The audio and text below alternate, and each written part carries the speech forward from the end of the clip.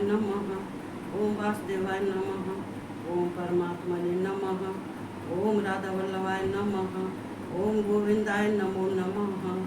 ओम क्लीं कृष्णाय नमः। ओम क्लीं कृष्णाय नमः। ओम क्लीं कृष्णाय नमः।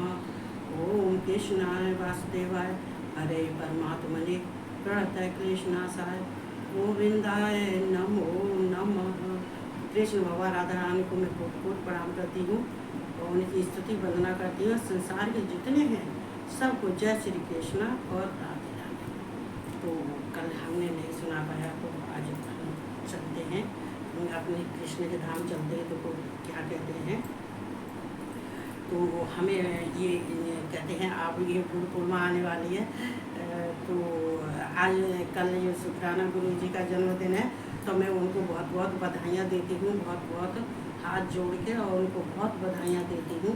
वैसे तो मैंने फेसबुक पर भी ये सब डाल रखा है, उनको हाथ जोड़ के उनको बधाई दी है, लेकिन फिर भी मैं आज बोल देती हूँ। चूँकि शुक्राना गुरु जी कहते हैं कि रात में अगर जो कहा होता है तो सुबह तक फलीभूत होता है, तो वो फलीभूत हो या ना हो, पर हम स्वार्थ से नहीं ना, लेकिन हम उनको बहुत बहुत बधाइयाँ देते हैं। चूँकि मैं जो कुछ भी कहती हूँ, जो सोचती हूँ, जो कहती हूँ, वो सब सुनते हैं, सब देखते हैं। हालांकि उनकी समाधि लगी हुई है, लेकिन इस संसार के गुरु हैं, सबके ही हैं, लेकिन समाधि लगने के बाद में भी वो सबको दर्शन देते हैं और सबका उद्धार करते हैं। तो ये हमें नहीं सोचना चाहिए कि गुरु जी नहीं है, समाधि ले लिए तो नहीं, ऐसा नहीं सोचना चाहिए। जो सिद्ध पुरुष होते हैं वो हमेशा ये संसार कहो कि ये सबकी दृष्टि में संसार छोड़ते हैं, तो बल्कि वो सब जगह विराजमान रहते हैं। ऐसी बात नहीं है कि अगर उन्होंने संसार छोड़ दिया है तो नहीं है, वो सब जगह अपने विराजमान रहते हैं, सबको दर्शन देते हैं और सबका उद्धार करते हैं। तो मैं उनको बहुत बहुत बधाइयाँ देती हूँ। और गुरु पूर्णिमा की भी चलो, वो तो अभी बहुत दिन है, तो अब चलते हैं अपने कृष्ण भगवान के धाम चलते हैं। देखो ये कल हमने नहीं सुना पाया जो है, कल किसी काम में फंस गए थे। अब काम भी बहुत हो जाते हैं, क्या करना चाहिए, काम तो सभी करने पड़ते हैं।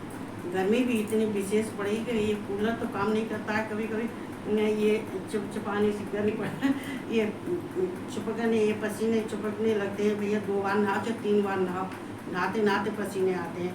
तो कोई बात नहीं है, ऐसा समय होता है, वैसा काटना चाहिए। हमें हर एक में हमें खुश रहना चाहिए, जैसे भी चाहे सर्दी हो, चाहे गर्मी हो, चाहे दुख हो, चाहे सुख हो, चाहे दिन हो, चाहे रात हो। जो कहते हैं रात, तो जब रात नहीं होगी तो ये सफ़ेद दिन कैसे होगा, कैसे हम सूर्य का महत्व समझेंगे। तो इसलिए हमें सूर्य का महत्व समझना चाहिए कि अंधेरे में कोई नहीं रह सकता है, सबको प्रकाश की ज़रूरत होती है, सबको रोशनी की ज़रूरत होती है। तो वो हमारे सूर्य देव के पास में है, सबको प्रकाश पहुंचाते हैं और सबको रोशनी पहुंचाते हैं।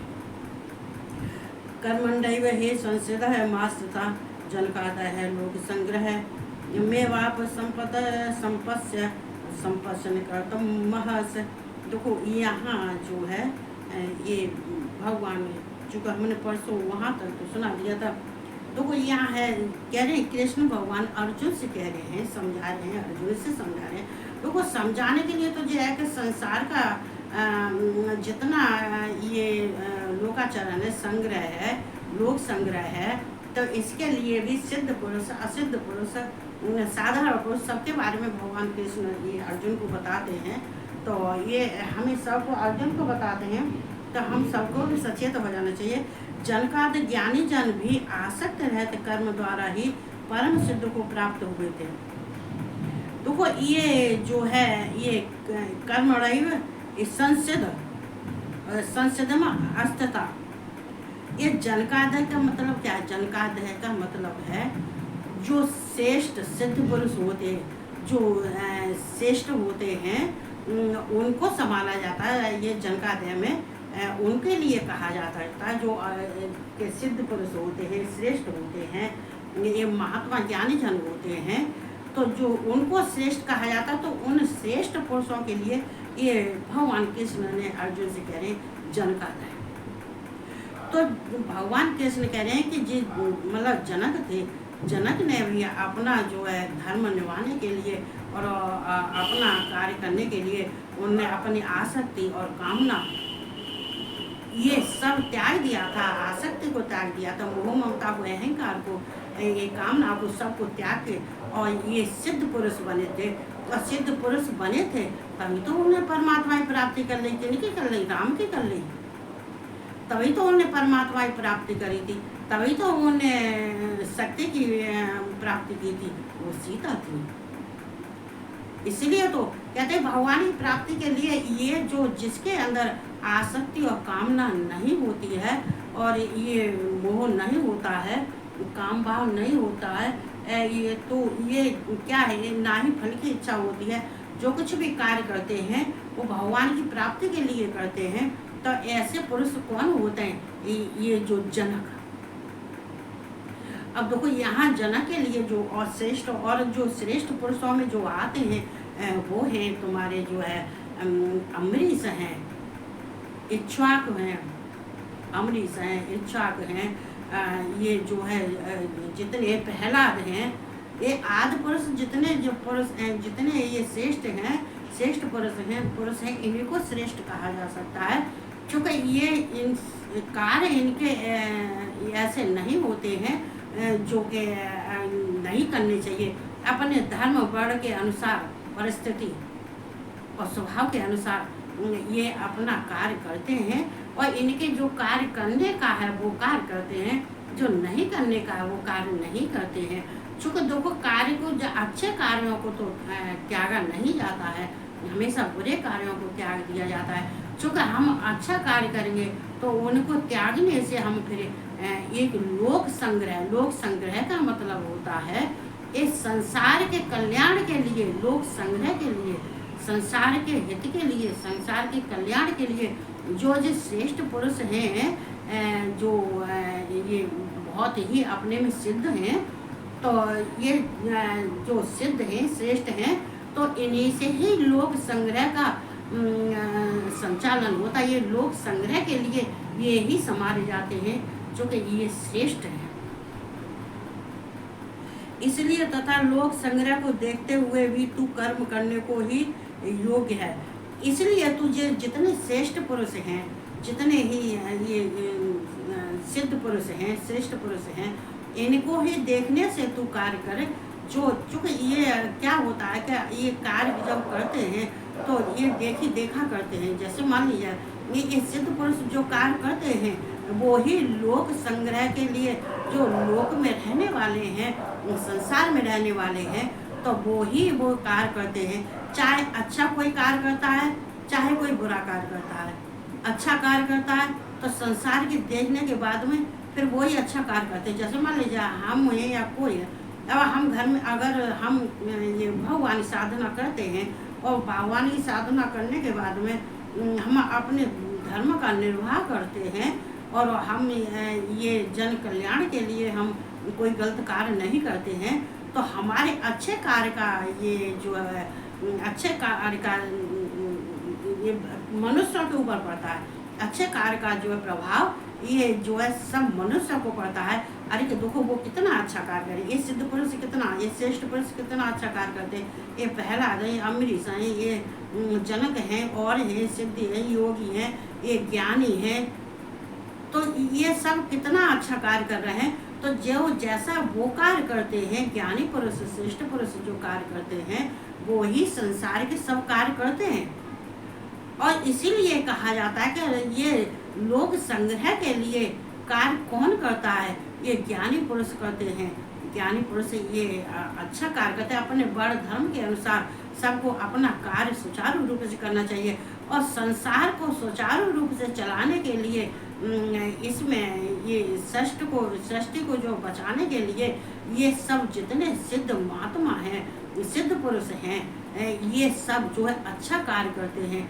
जो अच्छा कार्य, वैसे हालांकि इनके लिए कृष्ण अर्जुन को समझाते हैं कि इनके लिए कोई कर्तव्य नहीं है, कोई कर्तव्य मान्य नहीं रखता है। मान्य क्यों नहीं रखता है कि जो श्रेष्ठ पुरुष होते हैं वे खुद ही अच्छा कार्य करते हैं।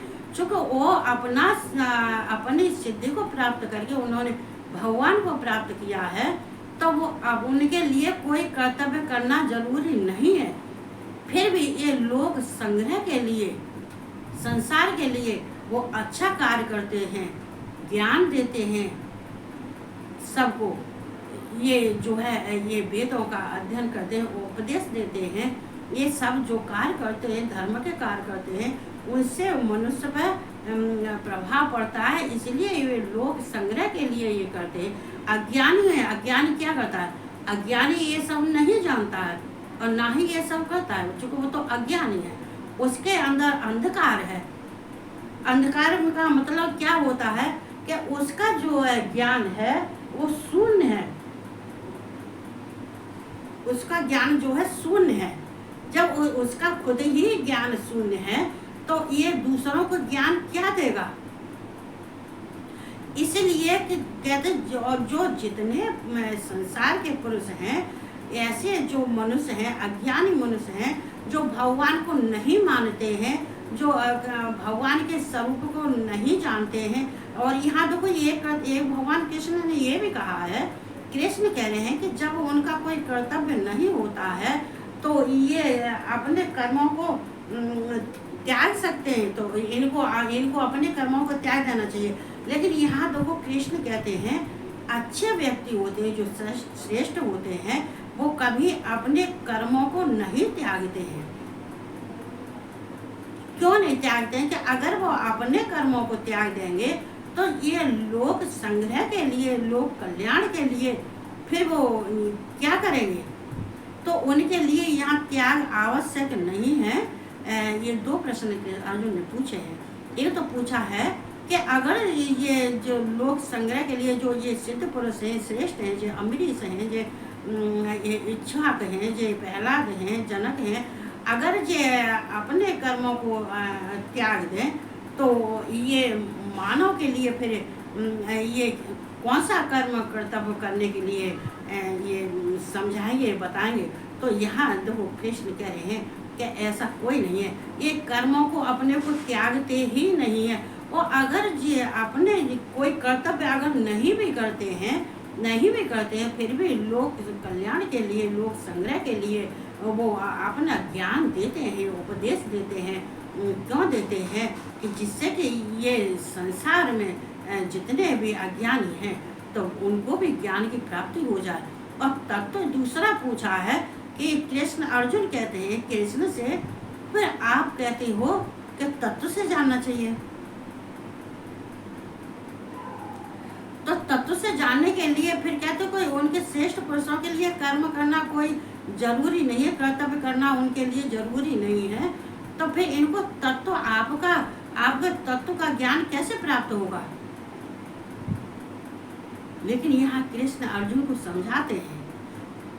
कृष्ण का कहने का भाव यह है कि तत्व को तो वो तभी तो जान पाएगा जो कि वो अपना ये लोक संग्रह के लिए जो कार्य, अच्छे कार्य करेगा, वो अच्छे कर्म करेगा। कर्म करने के बाद में फिर जब उसकी ये भक्ति में लीन हो जाता है और तो ये भगवान की प्राप्ति हो जाती है, तो उसको फिर तत्व ज्ञान से जानना चाहिए। भगवान के तत्व से जान कहते उसके बाद में ही उसको तत्व से जानना चाहिए।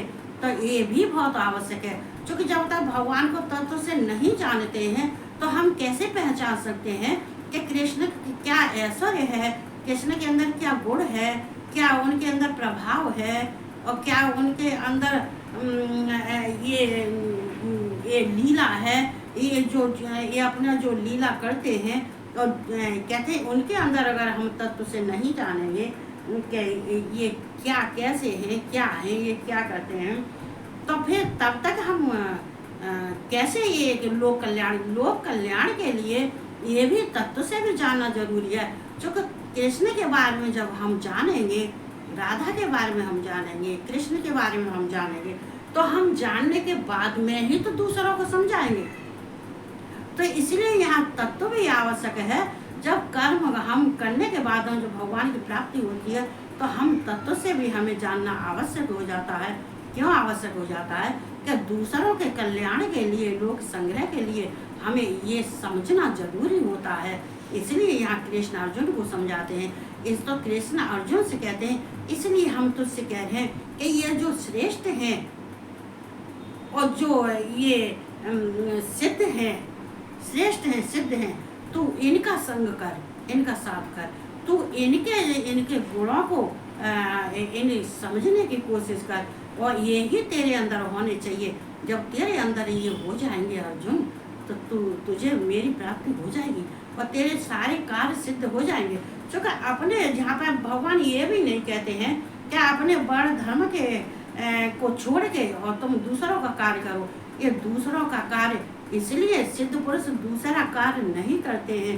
क्यों नहीं करते हैं कि उन्होंने जब भगवान की प्राप्ति कर लेते हैं या अपनी सिद्धि से कर लेते हैं, अपने कर्तव्य कर्मों से कर लेते हैं या अपने ज्ञान से कर लेते हैं, तो वो ज्ञानी कहलाए जाते हैं। और ज्ञानी कहलाने के बाद में फिर वो सबको ज्ञान देने लायक हो जाते हैं।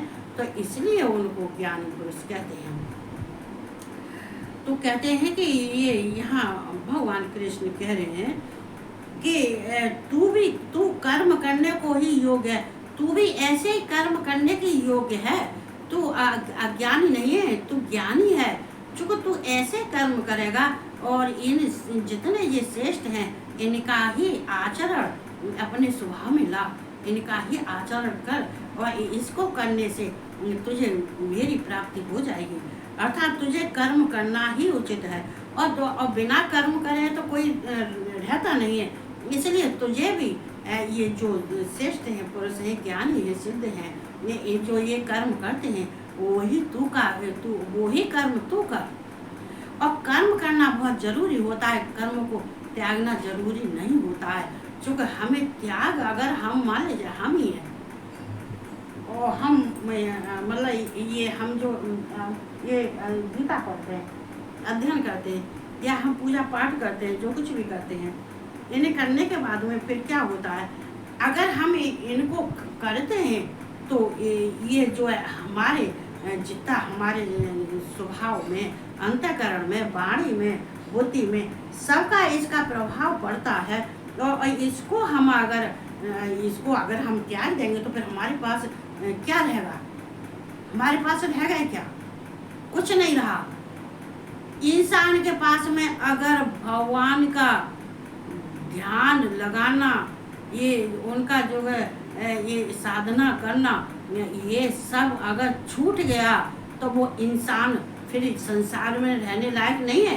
वो इंसान संसार में इसलिए रहने लायक नहीं है, संसार में रहने के लिए, इस सब का कल्याण करने के लिए तुम यहाँ आए हो, हम यहाँ आए हैं। तुम हो, हम हो, कोई हो, इसलिए यहाँ आए हैं। इसलिए हम यहाँ नहीं आए हैं कि अपना जीवन व्यर्थ में गंवा दें और ना ही कुछ पा सके, ना ही हम भगवान के लिए कुछ कर सके, ना ही हम किसी दूसरे के लिए कर सके। इसलिए हमें कर्म त्यागने नहीं चाहिए।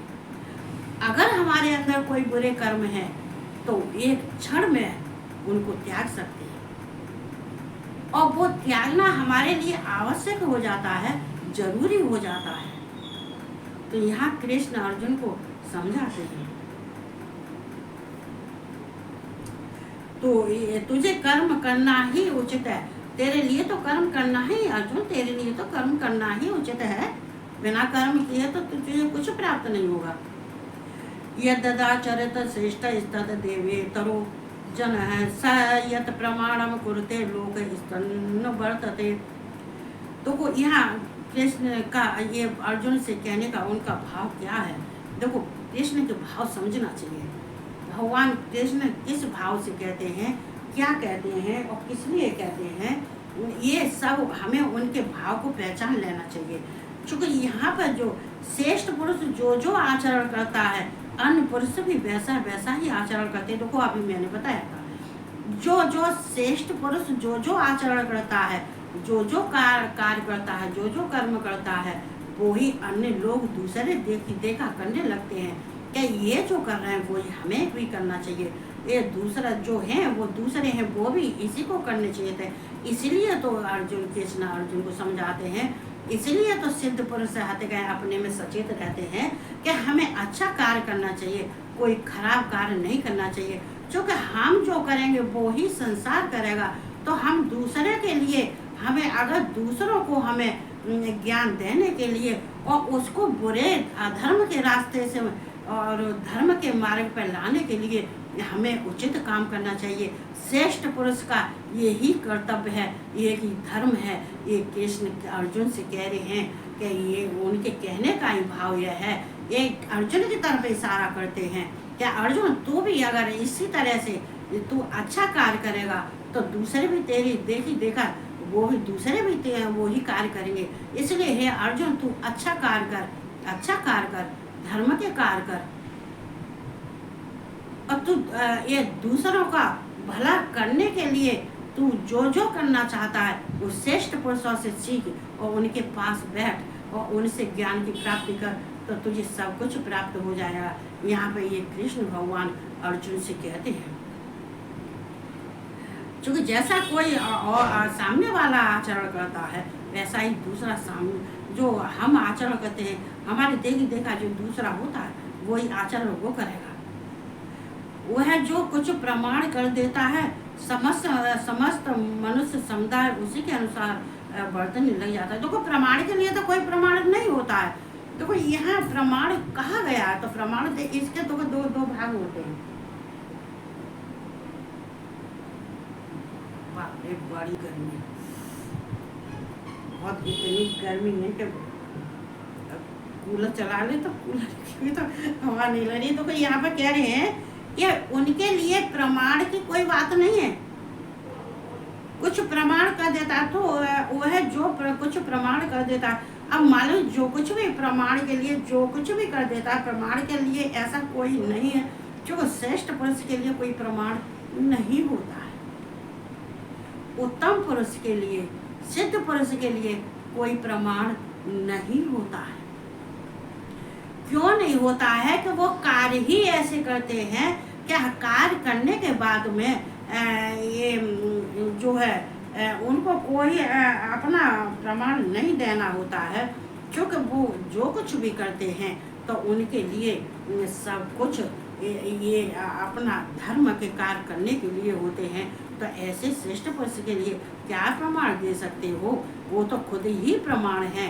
तो उनकी देखा ये सब जान जाते हैं तो वो ही प्रमाण है। नहीं सिद्ध पुरुष के लिए कोई नहीं।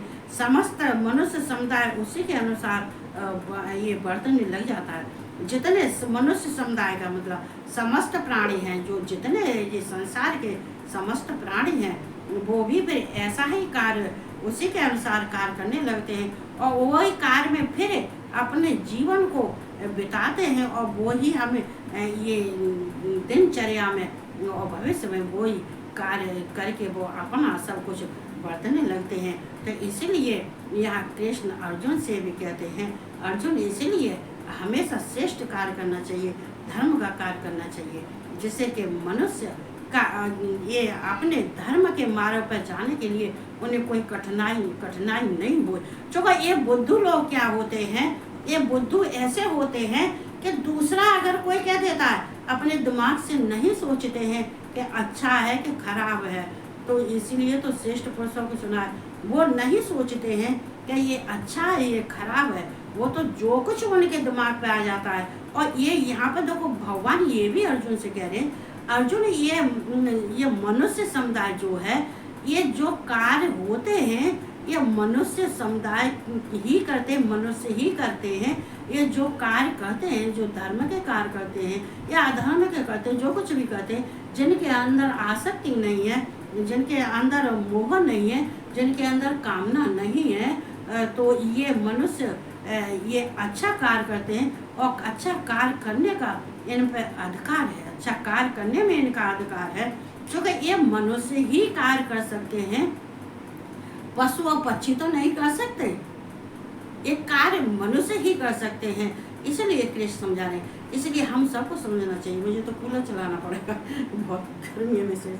तो इसीलिए कृष्ण समझाते हैं, कहते हैं कि देखो अर्जुन इसलिए तू ज्ञानी और श्रेष्ठ पुरुषों के पास बैठ। देखो ये सबके लिए लागू है। अगर मान जाए, अगर हम जो है ज्ञानी के पास में बैठते हैं तो हमारे ये कहते नहीं ये जितनी वंश परंपरा है, ये आगे पीछे की है, ये सब कहते हैं ये सब सुरक्षित रहते हैं, संस्कारी रहते हैं। अगर हमारे अंदर ही ये सब आचरण नहीं, अच्छे आचरण नहीं होते हैं तो ये क्या फिर ये क्या करेंगे? ये देखो मनुष्य ही क्या कहते हैं ये पशु हो जाता है। वो कौन, वो पशु क्यों होता है? अज्ञान की वजह से। अज्ञानी ही पशु के समान है और ज्ञानी श्रेष्ठ पुरुष हैं, सिद्ध पुरुष हैं। यहाँ पर उदाहरण कृष्ण भगवान ये अर्जुन को दे रहे हैं। तो हमें भी ये लेना चाहिए, अच्छा आचरण करना चाहिए, अच्छा दूसरों को समझाना चाहिए, दूसरों को उपदेश देने चाहिए। जो गीता के उपदेश हैं, जो कृष्ण के उपदेश हैं, वो हमें ज्ञान में अपने ज्ञान में लाना चाहिए और लाने के बाद में और दूसरों को ये हमें बांटना चाहिए। क्योंकि प्रसाद कहते हैं, जो प्रसाद होता है वो अगर हम दूसरों में वितरण करते हैं तो ये भगवान को मंजूर है। अगर हम खुद खा लेते हैं तो हम कौन हैं? हम चोर हैं, पापी हैं। क्योंकि ये प्रसाद हमेशा ये बांटा जाता है, ऐसे ज्ञान को बांटा जाता है। जो ज्ञान को नहीं बांटता है और जो ये धर्म के कार्य दूसरों को नहीं सिखाता है तो वो महापापी है। तो वो पाप ही कमाता है और पाप ही खाता है, वो पापी है। क्योंकि उसके प्रारब्ध के पाप थे वो ही चले आ रहे, इस जन्म में उसके खत्म हुए ही नहीं। तो इसलिए हमारे जो कृष्ण कहते हैं वो उस ज्ञान को अपने दिमाग में रखना चाहिए और उनके उपदेशों को सुन के अपने वाणी को शुद्ध करना चाहिए, अपने नेत्रों को शुद्ध, अपने कानों को शुद्ध करना चाहिए, अपने मन को शुद्ध करना चाहिए। यही मनुष्य का जीवन है, यही मनुष्य का धर्म है। तो इतना ही बोलूँगी, चूँकि मैं चलाऊँगी पूरा, भगवान ने थोड़ी सी हवा चलाई। तो बस इतना ही कहते हुए मैं सबको आराम से रहो और थोड़ा सा गीता उठा के पढ़ो, जिससे कि हमें जो है ज्ञान की प्राप्ति हो। ये कहते हैं सबको जय श्री कृष्ण और राधे राधे और सबको गुड नाइट।